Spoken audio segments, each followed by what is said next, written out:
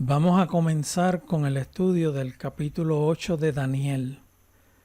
Este capítulo tiene una característica bien importante y es que describe unos acontecimientos que relatan los acontecimientos dentro de un lapso de tiempo.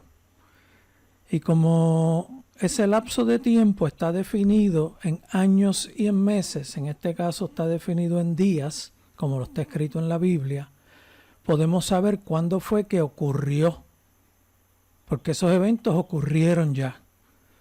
Hago mención de este detalle porque hay en el mundo organizaciones, y en este caso una organización que es bastante grande, es de las más grandes que hay en el mundo, que enseñan erróneamente una enseñanza profética y dicen que los acontecimientos que menciona el Apocalipsis y que menciona en otros lugares en la Biblia, que son proféticos y que no se han cumplido todavía, ellos enseñan que se cumplió ya. Triste comentario, porque lo que hace es quita el mensaje de alerta de lo que va a ocurrir.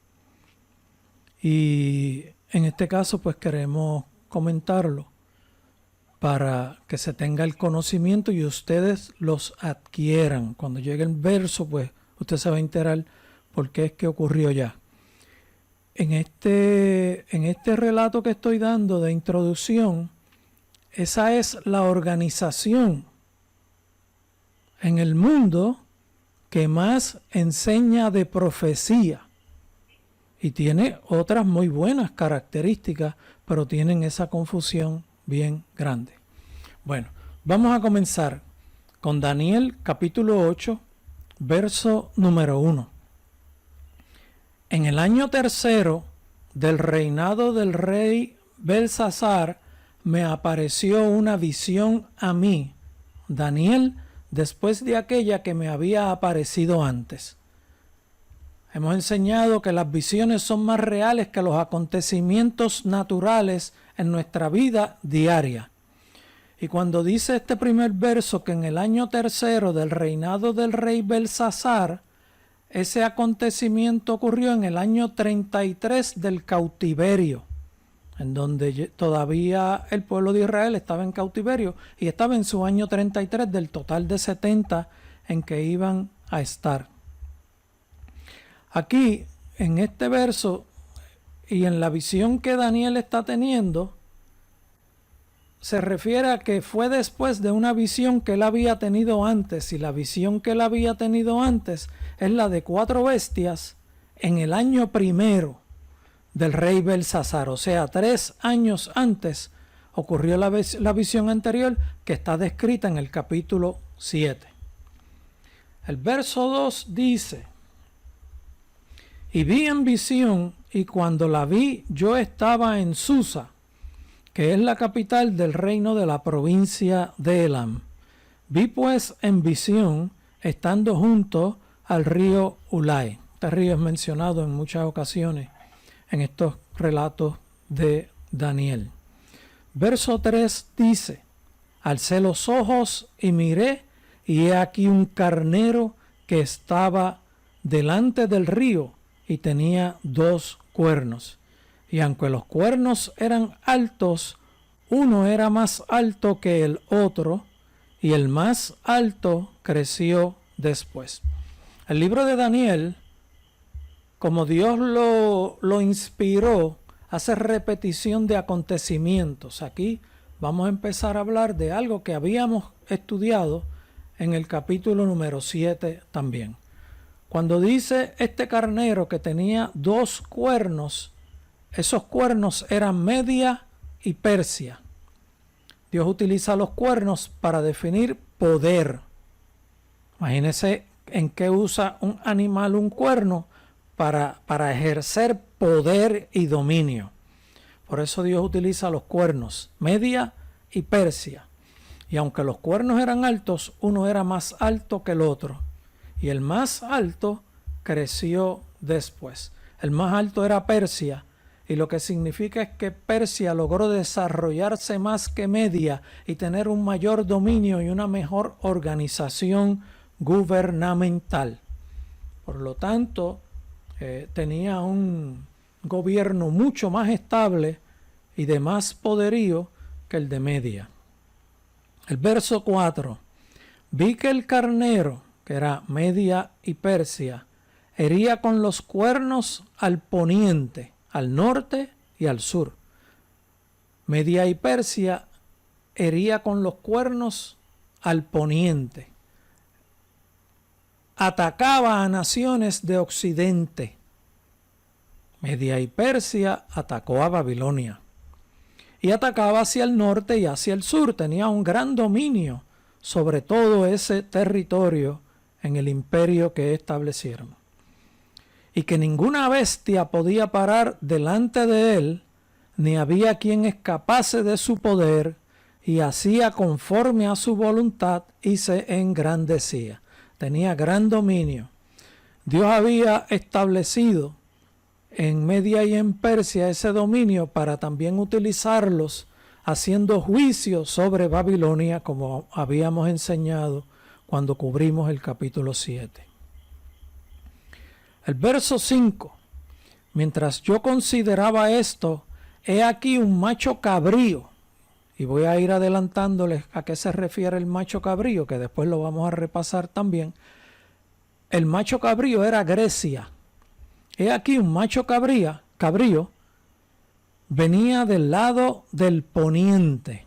Esto es, venía del occidente, como mismo Grecia fue invadiendo todos los territorios en dirección de oeste a este, dominando todo territorio el cual pisaban.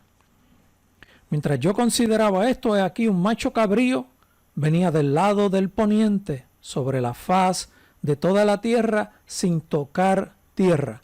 Cuando dice sin tocar tierra, se refiere a una descripción de que iba rápido, audaz, veloz, con ímpetu, dominando todo el territorio que pisaba. Como habíamos cubierto en el capítulo 7, con alas de ave, rápido, sigiloso, volando. Y aquel macho cabrío tenía un cuerno notable entre sus ojos. Ese macho cabrío, que era Grecia, tenía un cuerno notable entre sus ojos. Nuevamente aquí cuerno significa autoridad, significa poder, significa dominio, y ese cuerno representa a Alejandro el Grande. El verso 6 dice: y vino hasta el carnero de 2 cuernos, en este caso vino hasta Media y Persia, que yo había visto en la ribera del río, y corrió contra él con la furia de su fuerza, como mismo se movía Alejandro el Grande, con mucho ímpetu, sin pensar mucho las cosas, bien audaz, bien sigiloso, con la intención de destruir todo lo que encontrara de frente. Y el ejército que tenía Alejandro el Grande era un ejército extremadamente poderoso, bien sobresaliente en toda la historia de la humanidad, de todos los imperios mundiales. Venía con la furia de su fuerza, o sea, potente, audaz, con energía, con poderío y con furia, moviéndose hacia el lugar donde se dirigía, de occidente a oriente. El verso 7. Y lo vi que llegó junto al carnero, y se levantó contra él y lo hirió. Y le quebró sus 2 cuernos, quebró a Media y a Persia. Y el carnero no tenía fuerzas para pararse delante de él. Lo derribó, por tanto, en tierra y lo pisoteó, y no hubo quien librase al carnero de su poder. Grecia, cuando llegó a confrontar a Media y a Persia, prácticamente los aplastaron, los destruyeron, los sacaron de la faz de la tierra. Destruyeron totalmente ese ejército, ese imperio quedó totalmente dominado por Grecia. El verso 8. Y el macho cabrío se engrandeció sobremanera, pero estando en su mayor fuerza, aquel gran cuerno fue quebrado y en su lugar salieron otros 4 cuernos. Aquí cuando dice, y este macho cabrío se engrandeció en gran manera, pero estando en su mayor fuerza, aquel gran cuerno, aquí se refiere al cuerno, aquí se refiere y a Alejandro el Grande, y aquel gran cuerno fue quebrado, y Alejandro el Grande fue quebrado. Alejandro el Grande sufrió una enfermedad mortal, que prácticamente todos los que le atendían sabían que las esperanzas eran mínimas y no tenían ninguna esperanza de que iba a sobrevivir. Estuvo en esa agonía por un tiempo corto y de momento recupera y todos se sorprendieron. Pero Alejandro el Grande no definió sucesor de ningún tipo, de ninguna forma, porque más le interesaban otras cosas. Acuérdense, habíamos dicho que él se movía en 2 direcciones, dirección errónea y dirección favorecida por Dios. Vuelvo y leo, y el macho cabrío se engrandeció sobremanera, pero estando en su mayor fuerza, aquel gran cuerno fue quebrado y en su lugar salieron otros 4 cuernos. Estando en su mayor fuerza fue cuando conquistó toda la región, después de haber cruzado cordilleras llenas de nieve, en donde sufrió gran rebelión de su ejército, pero logró salir adelante. Ya cuando llegaron a dominar todo el territorio, el ejército estaba, los generales estaban bien molestos con Alejandro el Grande. Y de ese imperio de Grecia surgen 4 cuernos, que fueron generales que se integraron y hicieron 4 grupos.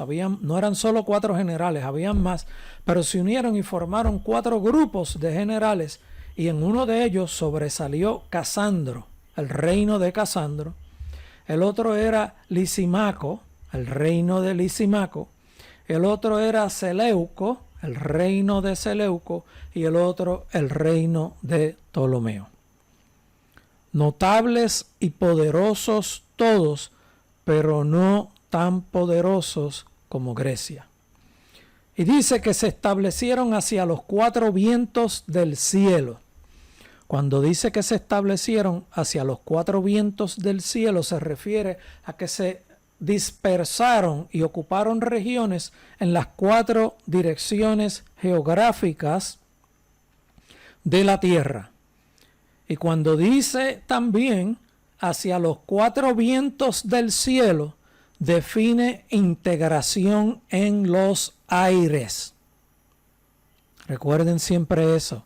La actividad en la tierra siempre tiene actividad convergente o que le acompaña actividad a lo que ocurre en la tierra, le acompaña actividad espiritual. Hay mucho movimiento espiritual en los aires que ejercen su actividad sobre los hombres y mayormente sobre los grandes poderes. Imagínense, sobre los gobiernos, sobre los jueces del Supremo. A ellos tratan de conquistar y convencer para dominar grandes territorios. Siempre hay actividad en los aires y en la tierra que podemos decir que converge en cierto sentido con cierta similitud.